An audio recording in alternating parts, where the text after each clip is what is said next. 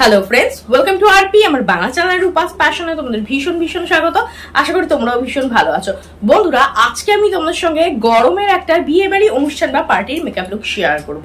কিভাবে এই গরমেও কিন্তু তোমরা একদম পর পর কোনটার পর কোনটা ব্যবহার করে একটা সুন্দর মেকআপ লুক ক্রিয়েট করতে পারো, আজকে আমি তোমাদের সঙ্গে সেটাই শেয়ার করবো। আর দেখো, গরমে মেকআপ করার ক্ষেত্রে কি প্রবলেম হয়, আমাদের মেকআপটা না খুব তাড়াতাড়ি গলে যায়, কিছুক্ষণ যাওয়ার পর মেকআপটা কালো হয়ে যায়, অক্সিডাইজ হয়, চোখের তলে বা স্মাইল লাইনের এখান দিয়ে মেকআপটা ফেটে যায়, মেকআপটা লং লাস্টিং হয় না, মেকআপটা খুব সহজে অক্সিডাইজ হয়ে যায়। তো আজকে আমি এই ভিডিওতে তোমাদের সঙ্গে অনেক টিপস শেয়ার করবো, যেগুলো যদি তোমরা পরপর ফলো করো না, তাহলে কিন্তু এই গরমেও তোমাদের মেকআপটা থাকবে একদম লং লাস্টিং আর ওয়াটারপ্রুফ, সহজে ঘেমে যাবে না, কালো হবে না, অনেকক্ষণ স্টে করবে।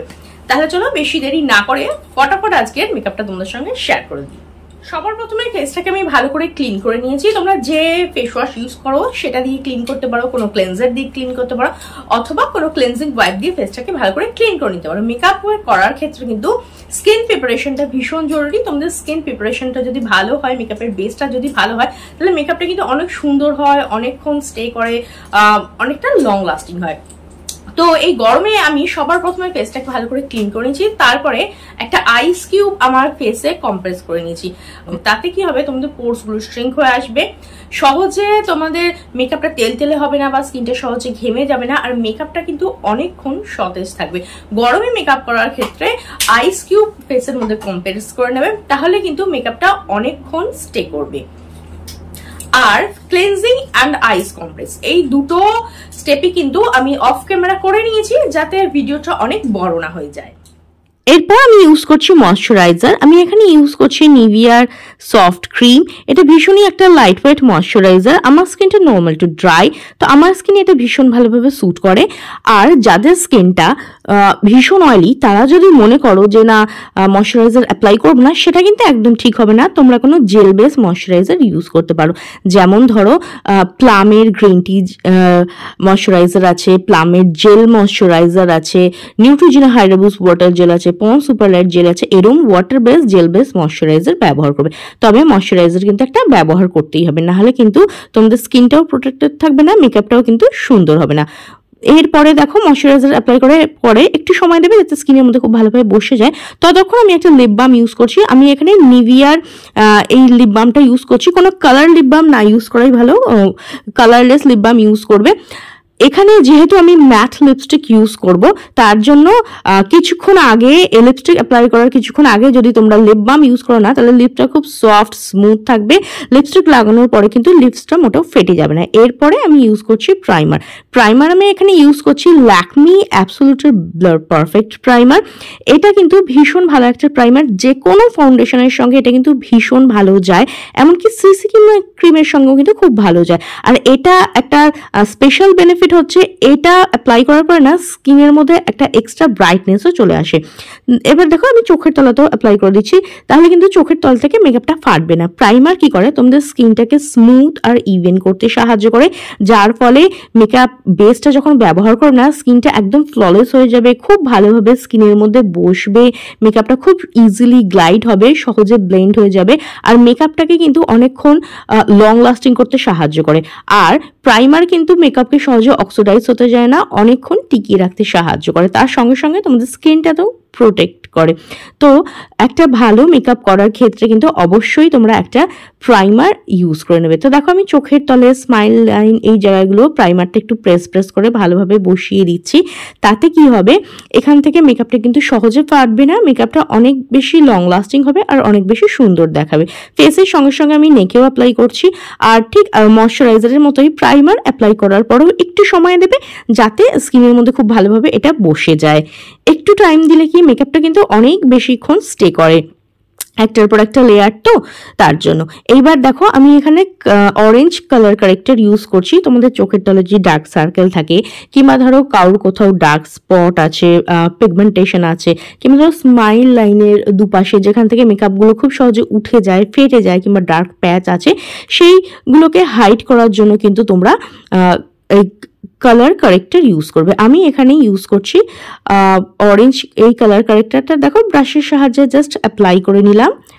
এরপর দেখো এই অরেঞ্জ কালার কারেক্টারের উপরেই আমি একটা লাইট কালার ইউজ করছি। তোমাদের স্কিনের থেকে একটু লাইট কালার ইউজ করবে এখানে।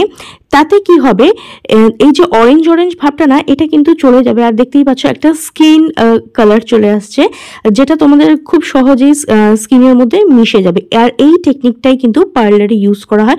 প্রথমে অরেঞ্জ কালার কারেক্টর ইউজ করা হয়, তারপর সেটাকে অন্য লাইট কালার দিয়ে স্মাচ করা হয়, যাতে তোমাদের স্কিন টোনটা একদম ইভেন থাকে, ডার্ক স্পটগুলো খুব ভালোভাবে হাইড হয়ে যায়, আর সেগুলো যেন মেকআপ করার পরে বোঝা না যায়। এরপর দেখো একটা বিউটি ব্লেন্ডারের সাহায্যে আমি ভালোভাবে ব্লেন্ড করে দিচ্ছি, যাতে একদম ইভেন লুক চলে আসে, ডার্ক সার্কেল ডার্ক স্পটগুলো কিন্তু একদম যাতে ঢেকে যায়। ঠিক যেভাবে বিউটি ব্লেন্ডার দিয়ে মেকআপ ব্লেন্ড করো না, ঠিক সেইভাবেই ড্যাবিং মোশনে প্রেস করে দেখো ভালোভাবে এটাকে আমি ব্লেন্ড করে নিচ্ছি। এইবার ইউজ করব ফাউন্ডেশন।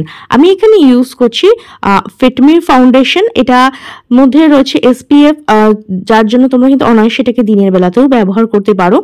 তো দেখো অল্প একটু নিয়ে আমি হাতের সাহায্যে ডট ডট করে ফুল ফেসে অ্যাপ্লাই করে দিচ্ছি। এতে কি হবে, কোথাও কম কোথাও বেশি পড়বো না, পুরো ফেসে ইভেনলি প্রোডাক্টটা ব্লেন্ড হয়ে যাবে। আর এটা শেড ছিল 220। এবার দেখো নিয়ে নিয়েছি একটা ড্যাম্প বিউটি ব্লেন্ডার, যেটা আমি আগে থেকেই ভিজিয়েই রেডি করে রেখেছিলাম। এবার এটাকে প্রেস করে আমি আমার ফেসের মধ্যে অ্যাপ্লাই করে নিচ্ছি। একদম ঘষাঘষি বা রাব করবে না, একটু বেশি প্রেস করে অ্যাপ্লাই করবে, একটু চেপে মেকআপটাকে ব্লেন্ড করবে, তাহলে কিন্তু খুব সহজে এটা ইজিলি ব্লেন্ড হয়ে যাবে, স্কিনের মধ্যে খুব ভালোভাবে বসবে, সহজে না ফেটে যাবে না বা ক্র্যাক করবে না। একদমই ঘষাঘষি করে রাব করবে না, জাস্ট ড্যাবিং মোশনে প্রেস করে পুরো ফেসে কিন্তু এটাকে ব্লেন্ড করে দেবে। আর বিউটি ব্লেন্ডার কিন্তু কখনো শুকনো ইউজ করবে না। আমি কিন্তু এটা আগে থেকে জলে ভিজিয়ে জলটা নিগড়ে বিউটি ব্লেন্ডারটাকে রেডি করে রেখেছিলাম। সবসময় বিউটি ব্লেন্ডার জলে ভিজিয়ে নিগড়ে তারপরে সেটাকে ইউজ করবে। এরপর দেখতেই পাচ্ছ গলা আর ফেসের কালারটা কতটা আলাদা লাগছে। তো আমি আমার গলা নেকে ভালোভাবে এমনকি কানে পর্যন্ত এই ফাউন্ডেশনটা আমি আরও একবার ভালোভাবে ব্লেন্ড করে নেবো। এতে কি হবে, তোমাদের কান গলা সব জায়গার রং কিন্তু একদম সমান আসবে, কোথাও কম কোথাও বেশি আসবে না, তাতে কিন্তু লুকটা দেখতে অনেক সুন্দর আসবে। এইবার ইউজ করছি কন্ট্রোর। এরপরে কিন্তু একদম পাউডার সেটিং করবে না, এখানে আমি কন্ট্রোর করছি। ক্রিম কন্ট্রোর সবসময় কিন্তু পাউডার সেটিং করার আগেই ব্যবহার করতে হয়। কন্ট্রোর ইউজ করলে কি হয়, তোমাদের মেকআপটা না অনেকটা শার্প দেখায়।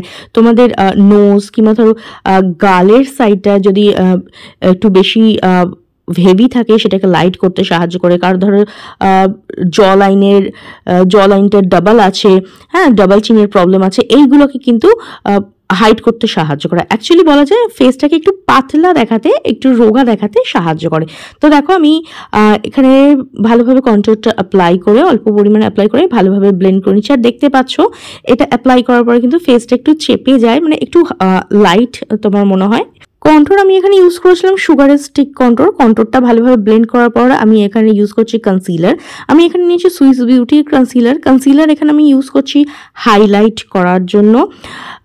দেখো নোজ ব্রিজ, আমার চোখের তলে, ফোরহেড, চিন এরিয়া, স্মাইল লাইনের আশেপাশে যেই জোনগুলোকে হাইলাইট করতে চাও সেইগুলোতে হাইলাইটের কনসিলার অ্যাপ্লাই করে তারপরে সেটাকে ভালোভাবে ব্লেন্ড করে নেবে। এরপর দেখো পাউডার সেটিং করব। আমি এখানে ইউজ করছি ল্যাকমি রোজ পাউডার। তোমরা কোনো লুজ পাউডার নিতে পারো বা কম্প্যাক্টও নিতে পারো, তবে আমি সাজেস্ট করবো গরমে তোমরা এরকম লুজ পাউডার অ্যাপ্লাই করো। এই টেকনিকটা কিন্তু পার্লারে ইউজ করা হয়, এটাকে বলে বেকিং। এখানে কি করা হয়, একটু বেশি পরিমাণে পাউডার নিয়ে ফেসের মধ্যে অ্যাপ্লাই করে কিছুক্ষণ রেখে দেওয়া হয় এবং কিছুক্ষণ পরে এক্সেস যে পাউডারটা আছে না সেটাকে ঝেড়ে ফেলা হয়, ডাস্ট আউট করা হয়। দেখো ফেসে নেকে আমি ভালোভাবে পাউডারটাকে অ্যাপ্লাই করলাম, তারপর 5 মিনিটের মতো আমি এটাকে রেখে দিয়েছিলাম। তারপরে কিন্তু এটাকে আমি ডাস্ট আউট করে নিচ্ছি, একটা ব্রাশের সাহায্যে এক্সেস প্রোডাক্টটা ঝেড়ে নিচ্ছি। এতে কি হবে, তোমাদের মেকআপটা একদম লং লাস্টিং হবে, ওয়াটারপ্রুফ হবে, সহজে ফাটবে না, অনেকক্ষণ কিন্তু স্টে করবে। এইবার এগোচ্ছি আই মেকআপের দিকে। এখানে দেখো আমি একটা আইব্রো প্যালেট নিয়েছি। এটা হচ্ছে মিস ক্লেয়ারের আইব্রো প্যালেট, ভীষণই অ্যাফোর্ডেবল। আর এর মধ্যে এই ধরনের একটা পুলি ব্রাশ আসে, একদিকে পুলি ব্রাশ থাকে আর একদিকে এরকম ব্রাশ থাকে। তো এখানে দেখো আমি দুটো শেড, একটা লাইট ব্রাউন একটা ডার্ক ব্রাউন, দুটো শেড মিক্স করে লাগালাম। এতে অনেকটা ন্যাচারাল লুক আসে, আমার আইব্রোর সঙ্গে এই কালারটা সেট করে। এই দুটোকে মিক্স করে দিলে খুব ভালো ন্যাচারাল লুক আসে। তো দেখো কোথাও যদি কারো গ্যাপ থাকে সেখানে এটা ফিল করে নেবে। প্রথমে আঁচড়ে তো আমি সেট করে নিয়েছিলাম, তারপর এইটাকে দিয়ে আমি ফিল করে নিচ্ছি। এইবার দেখো আমি এখানে নিয়ে নিয়েছি একটা আই শ্যাডো প্যালেট। আমি এখানে ইউজ করছি ল্যাকমির রোজ ব্লুম শো স্টপার কালেকশনের আই শ্যাডো প্যালেট। আমি এখানে একটা pink colour eye shadow shade নিয়েছি, আউটার কর্নার থেকে ইনার কর্নারের দিকে ভালোভাবে ব্লেন্ড করে দিচ্ছি।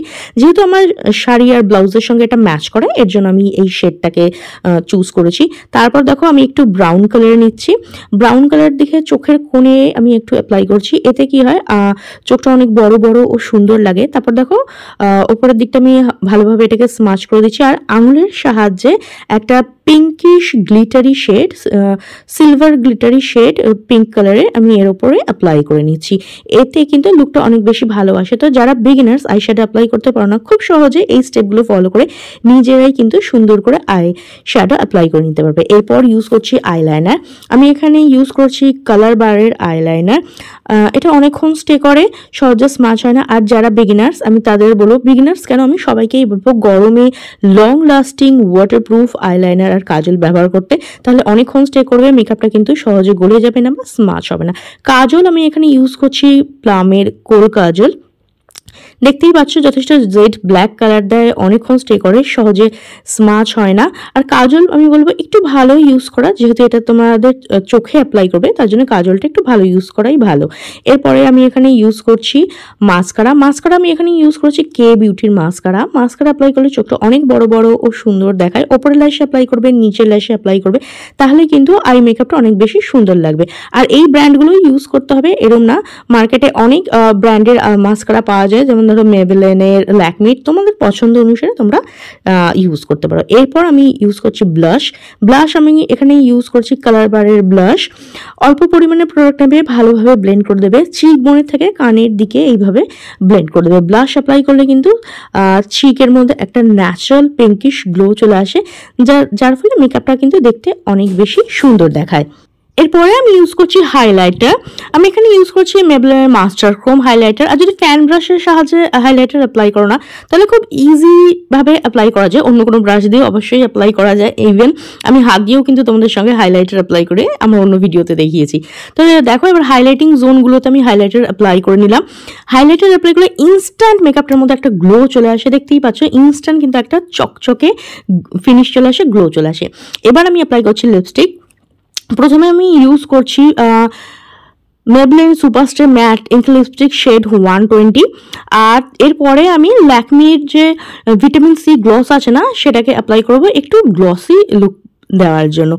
দুটো প্রায় একই শেড, একটা ম্যাট যেহেতু সারাদিন এটা টিকে থাকবে, সহজে এটা স্মাচ হবে না, আর গ্লসটা যাতে একটা শাইন চলে আসে। তো এটা হচ্ছে ফুল মেকআপ লুক। কিরম লাগলো অবশ্যই কমেন্ট করে জানিও। আর